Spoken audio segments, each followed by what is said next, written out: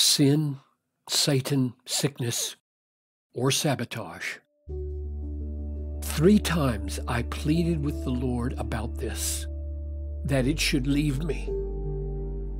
But He said to me, "My grace is sufficient for you, for my power is made perfect in weakness.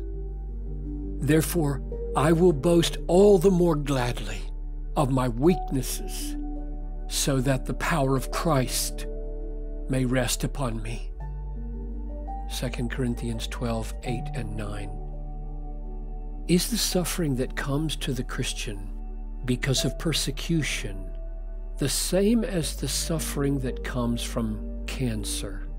Do the promises given to one apply to the other?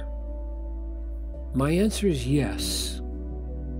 All of life, if it is lived earnestly by faith in the pursuit of God's glory and the salvation of others, will meet with some kind of obstacle and suffering. The suffering that comes to the obedient Christian is part of the price of living where you are in obedience to the call of God.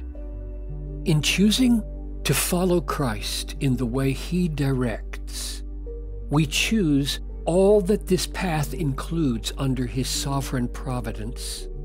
Thus, all suffering that comes in the path of obedience is suffering with Christ and for Christ, whether it is cancer at home or persecution far away.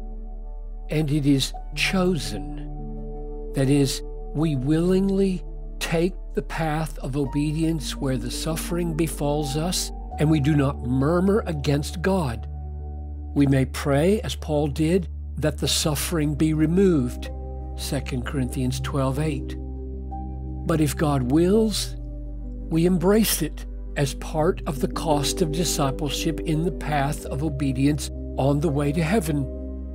All experiences of suffering in the path of Christian obedience, whether from persecution or sickness or accident, have this in common. They all threaten our faith in the goodness of God and tempt us to leave the path of obedience. Therefore, every triumph of faith and all perseverance in obedience are testimonies to the goodness of God and the preciousness of Christ. Whether the enemy is sickness, Satan, sin, or sabotage. Therefore, all suffering of every kind that we endure in the path of our Christian calling is a suffering with Christ and for Christ.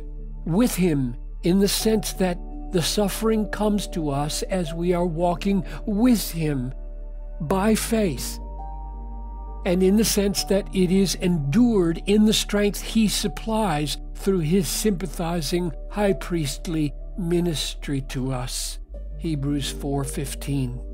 And for Him, in the sense that the suffering tests and proves our allegiance to His goodness and power, and in the sense that it reveals His worth as an all-sufficient compensation and prize.